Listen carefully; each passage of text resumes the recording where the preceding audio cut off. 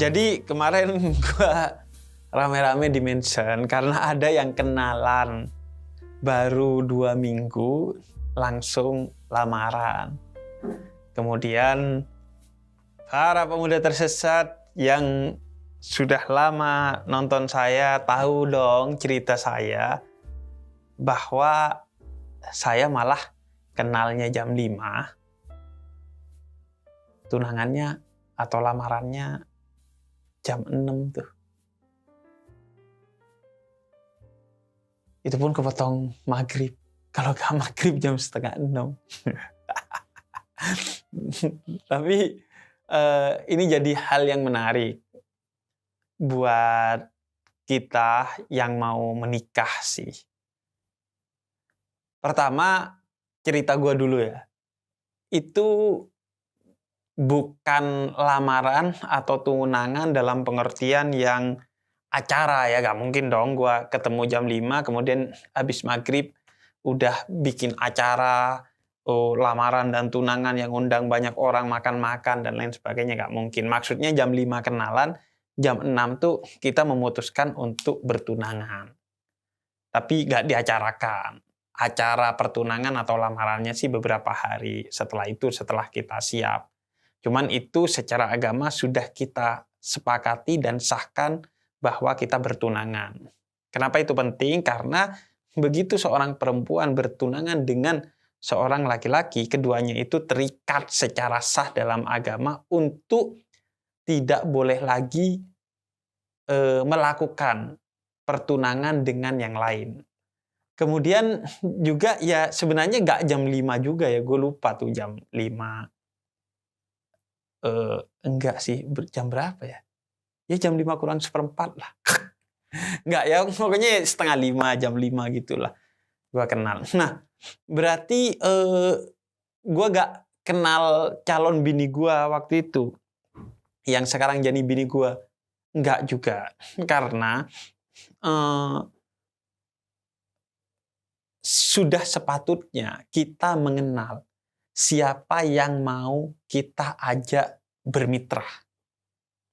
Dari bermitra dalam urusan bisnis, bermitra bahkan dalam perjalanan kemana, sebaiknya lu kenal. Jangan lu jalan sama orang-orang random yang bisa jadi gak bikin lu bahagia dalam perjalanan atau bahkan bikin lu susah dalam perjalanan.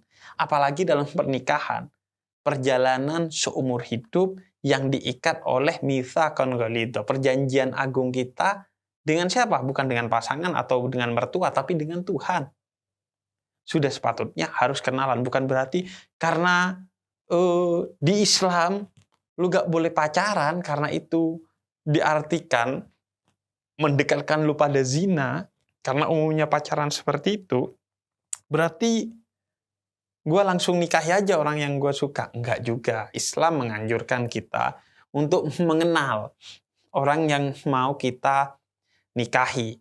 Karena ini soal perjalanan seumur hidup dan soal kesakinahan. Apa itu sakinah? Sakinah itu salah satu visi utama dalam pernikahan yang maknanya adalah kedamaian. Nah kalau lu gak kenal, gimana lu bisa tahu bahwa dia adalah orang yang cocok buat lu dan bisa mendamaikan lu? Karena gue sering bilang bahwa 2 orang baik belum tentu cocok. Sama-sama baik nih, belum tentu cocok. Kayak lu sama orang lain sama-sama baik, kemudian berbisnis, belum tentu cocok. Kita punya mindset yang berbeda, punya strategi yang berbeda, dan lain sebagainya. Bukan berarti ketika gak cocok, berarti salah satunya jahat. Enggak. Makanya gue sering bilang, cerai itu meskipun sesuatu yang sebaiknya dihindari dalam Islam, tapi kalau memang tidak ditemui kecocokan, ya gak masalah. Bahkan cerai bisa jadi wajib kalau sekiranya akan membahayakan salah satu dari keduanya. Dan orang yang memilih jalan perceraian bukan berarti salah satunya buruk dan jahat. Bisa jadi ya karena gak cocok aja dan sudah diupayakan untuk mencari titik temu kecocokan tapi gak ketemu gitu. Nah, karena itu penting tuh kita kenalan. Karena kan gak kenal maka gak sayang kan. Jadi penting. Nah, tinggal kemudian bagaimana cara berkenalannya.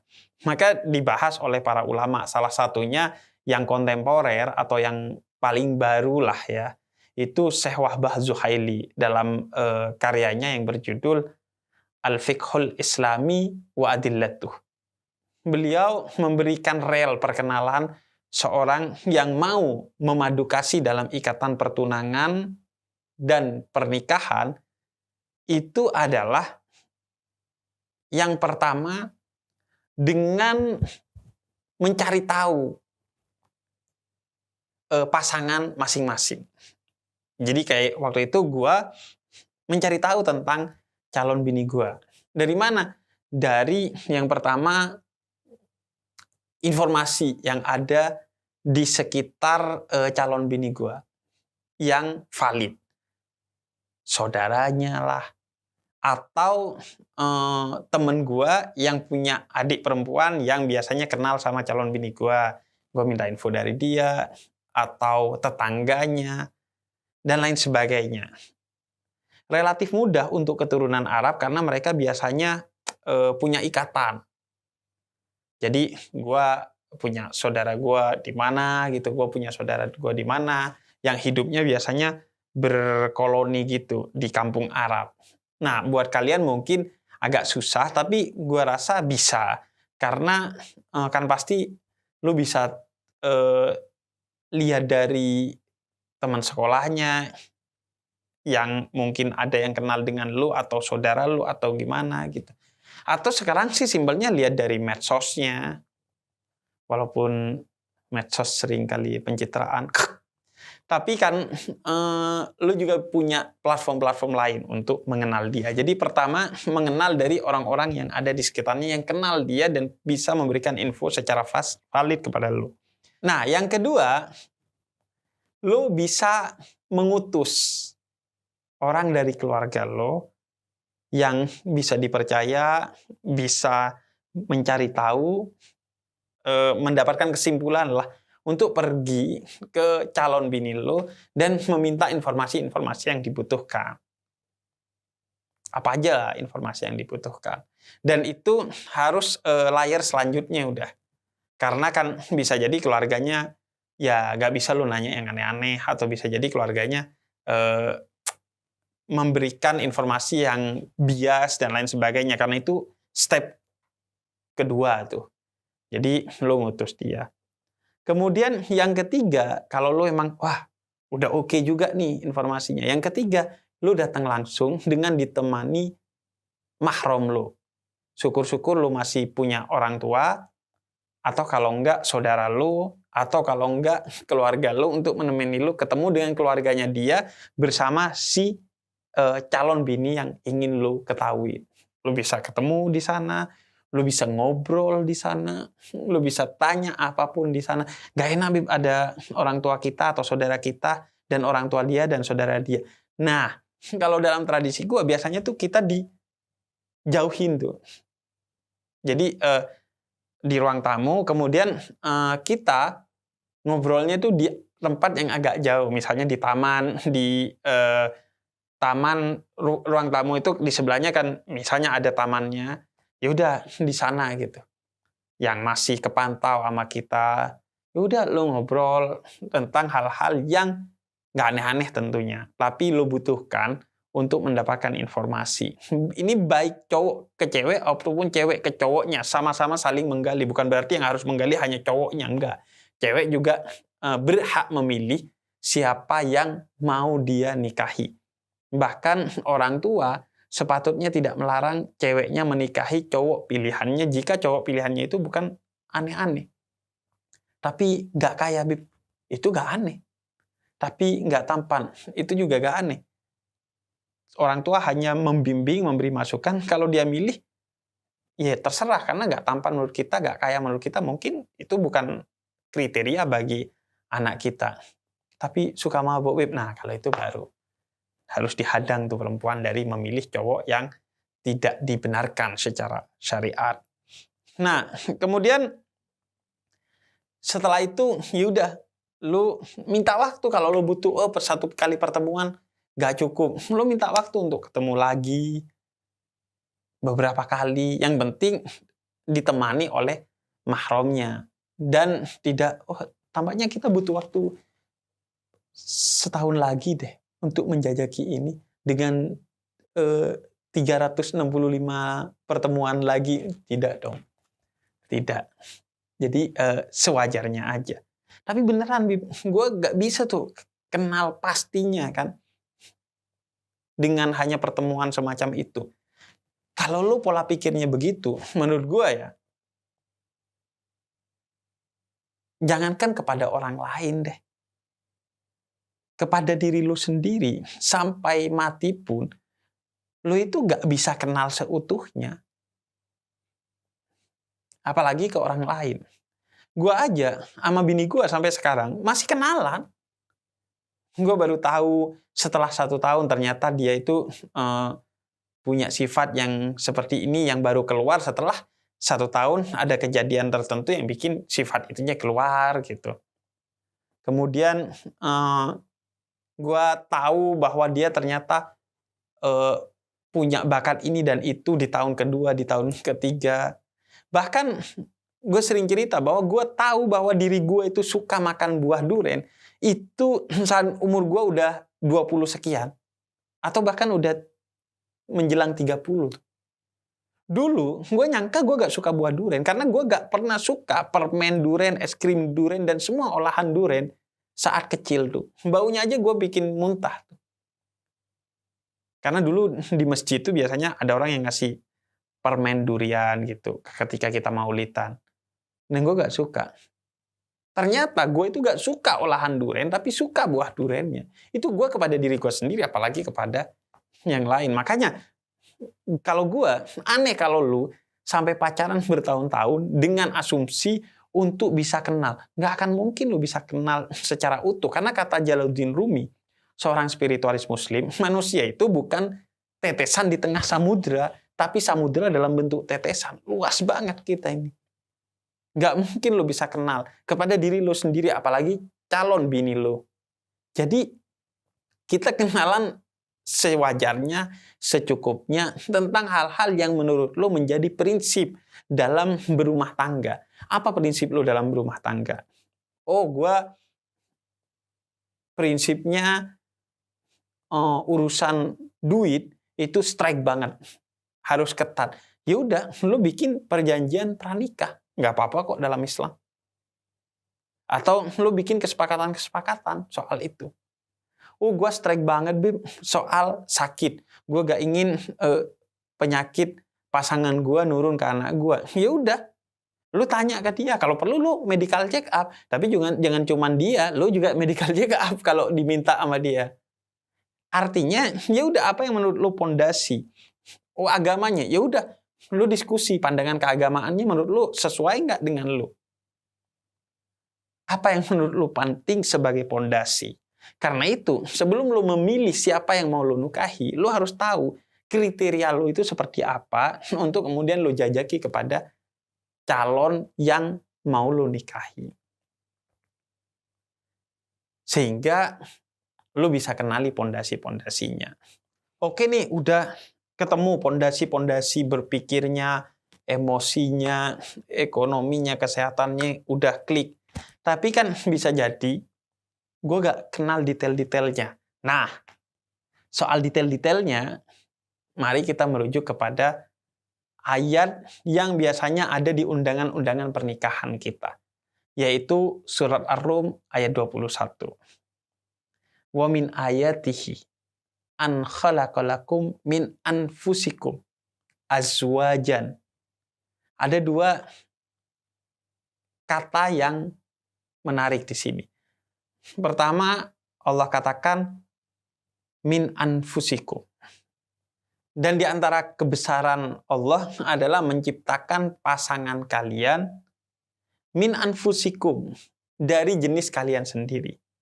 Artinya, pasangan lo itu adalah seperti lo juga. Pasti ada kekurangan. Pasti ada kehilafan nanti. Pasti ada kesalahan dalam perjalanan rumah tangganya dengan lo. Maka tugas lo membesarkan hati lo, menjauhkan pikiran lu untuk bisa menerima kekurangan, kehilafan, dan kesalahan pasangan lu guna saling memaafkan sebagaimana dia menerima dan memaafkan kekurangan, kehilafan, dan kesalahan lu agar kalian berdua bisa berjalan bersama menuju kesempurnaan. Karena kalau lu nyari yang sempurna, gak kira ada. Begitu kata Quran, min anfusikum, dia itu seperti lu. Lu suka marah, dia juga ada kekurangan. Lu begini dan begitu, negatif, dia juga ada. Dia manusia biasa. Kalau lu nyari yang sempurna, gak dapet. Makanya pada batas tertentu, kenali sewajarnya. Setelah itu gambling. Ya emang gambling. Tapi kan lu gambling di bawah naungan Tuhan, perjanjian dengan Tuhan, di mana Tuhan akan ikut serta dalam pernikahan lu sehingga semua baik-baik aja, asalkan lu sejak awal tahu bahwa dia itu pasti punya kekurangan dan akan melakukan kesalahan kecil atau besar, sekarang atau nanti, cepat atau lambat, sadar atau tidak sadar, langsung ataupun tidak langsung, pokoknya pasti. Tinggal kemudian lu membimbing dia, memaafkan dia, bisa menerima. Ini bukan cuma cewek ke cowok, cowok ke cewek juga.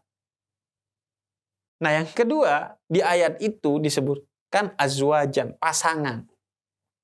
Artinya, namanya pasangan, keduanya ini sama-sama nggak punya kesempurnaan dan tidak sempurna, tinggal kemudian dipasangkan agar memiliki peluang untuk semakin baik menuju kepada titik kesempurnaan. Walaupun lu gak akan pernah sempurna karena lu bukan nabi dan rasul.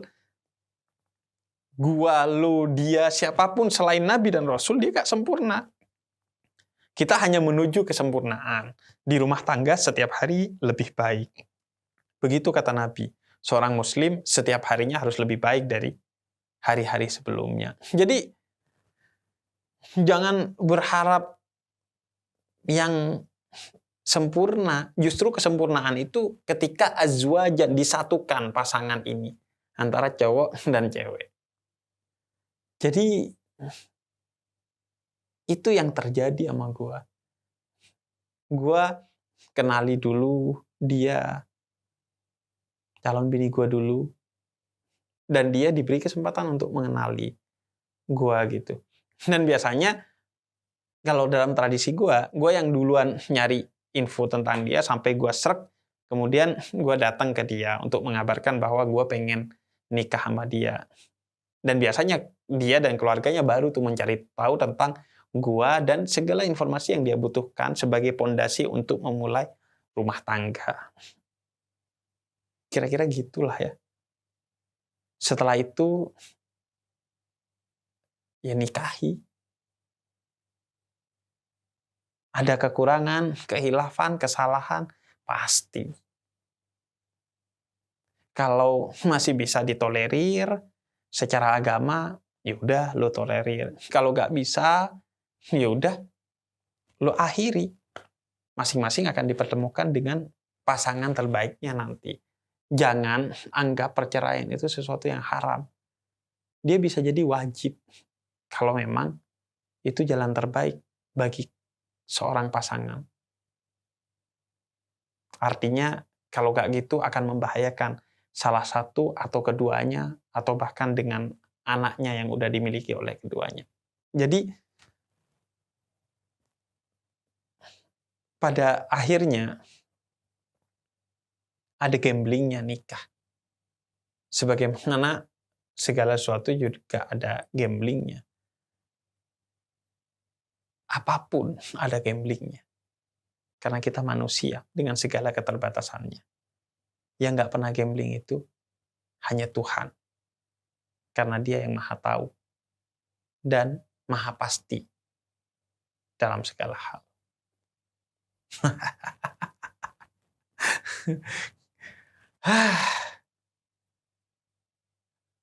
Iya, gue 1 jam doang. Ada yang 2 minggu. Tapi intinya sih, nikahlah di waktu yang tepat, bukan di waktu yang cepat. Nggak ada batasan, oh kalau sekian udah harus nikah, oh kalau sekian masih belum boleh nikah. Oh, kalau udah sekian terlambat nikah. Enggak. Itu tergantung kepada diri lo sendiri. Makanya kata Nabi, kalau lo udah mampu, menikahlah.